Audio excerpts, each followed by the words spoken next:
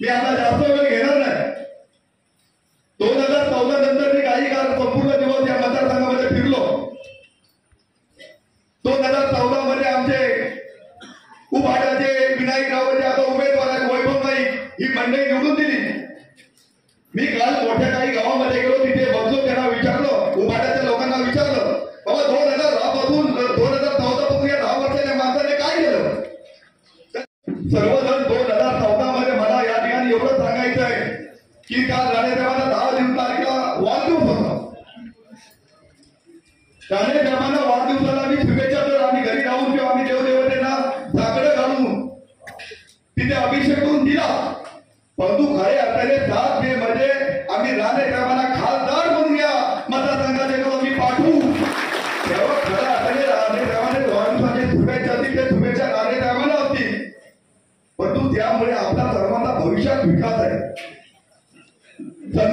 आणि ह्या मतदारसंघामधून गेल्यानंतर 100% मंत्रीपद पुन्हा राणेसाहेबांना आल्याशिवाय राहणार नाही, ही माझी स्वतःची खात्री आहे। आज आपण या ठिकाणी यानंतर गेल्यानंतर, कारण 1990 सालापासून 2014 मध्ये तुमचा पराभव झाला, तरी हा मतदारसंघ 900 मतांनी प्लस होता। हा मतदारसंघ माहीत होता, पण हा मतदारसंघ राणेसाहेबांना 4-4.5 मताधिक्य हा मतदारसंघ सातत्याने देत होता। आणि आज आम्हा सर्वांना अपेक्षा आहे की आज आम्हाला या मतदारसंघातून झालेल्या मतदानापैकी 80% प्लस आपण सर्वांनी राणेसाहेबांना मतदान दिलं पाहिजे।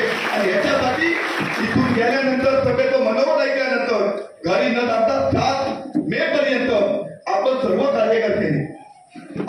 कार्यकर्त्यांनी तळागाळामध्ये जाऊन जे काही विरोधात असतील, जे काही नुकत असतील, या सर्वांना आपण आपलं भाजपचं महत्व समजून देऊन राणेसाहेबांनी जे केलेलं काम आहे हे सगळं सांगून राणेसाहेबांना 80% प्लस आपण या मतदारसंघातून या तालुक्यातून मतदान देण्यासाठी आपण सर्वांनी काम करूया।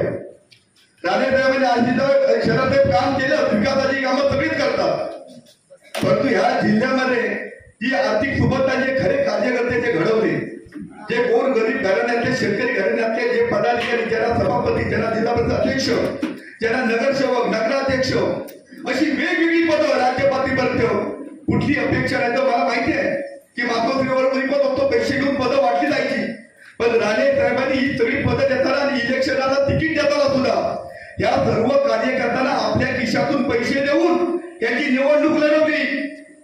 याला बोलून इथे पांचाळ मॅडम आहे, माझ्या मागे बसले, हे जिल्हा परिषद अध्यक्ष, याला माहिती पण मी आज त्या ज्यांना खुर्ची मिळून ती सरपंच गेले, जिल्हा परिषद सदस्य गेले, पंचायत समिती सदस्य गेले, वेगवेगळ्या सहकार सोसायटीवरती ठेवले, या लोकांना मी विनंती करतो की आपण जे आपल्यासाठी ज्या माणसाने केलंय त्या माणसासाठी आजपासून पुढची 7 मे पर्यंत आपण वेळ देऊन त्यांच्यासाठी आम्ही तळागाळात जाऊन आपण काम केलं पाहिजे, आपण सर्वजण कराल। आणि मी तुम्हाला या प्रसंगी सांगतो, भाजपचं धोरण काय हे क्षेत्रात मला माहित नाही, मी एवढा मोठा कार्यकर्ता नाही, पण मी स्पष्टवादी आहे। आम्ही या मतदारसंघामधून निलेशजी राणे हे आमदाराचे उमेदवार आम्ही 1 मताने पुढार माध्यमाने ठरवलं नाही, आणि त्या पद्धतीत 3.5 वर्ष निलेशजी राणे तळागाळामध्ये काम करताय।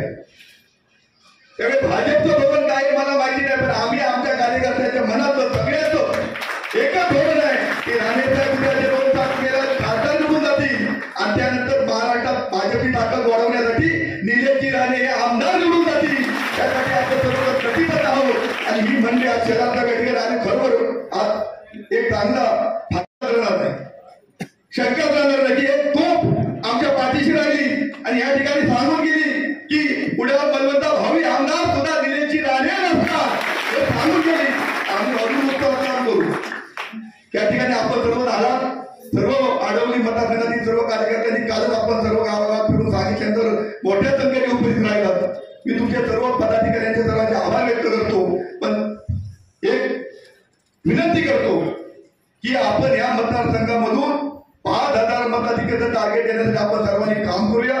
तुमच्याबरोबर आम्ही सर्व मंडळी तुमच्या सोबत आहोत, आपले दादा परत सुद्धा इथे आहे, येथे बाळप्रभू, हे सगळ्यांनी करूया आणि मोठं मताधिक्य आपण या ठिकाणी ठेवूया, एवढी आपल्याला विनंती करतो आणि या ठिकाणी दाखवतो। जय हिंद, जय महाराष्ट्र।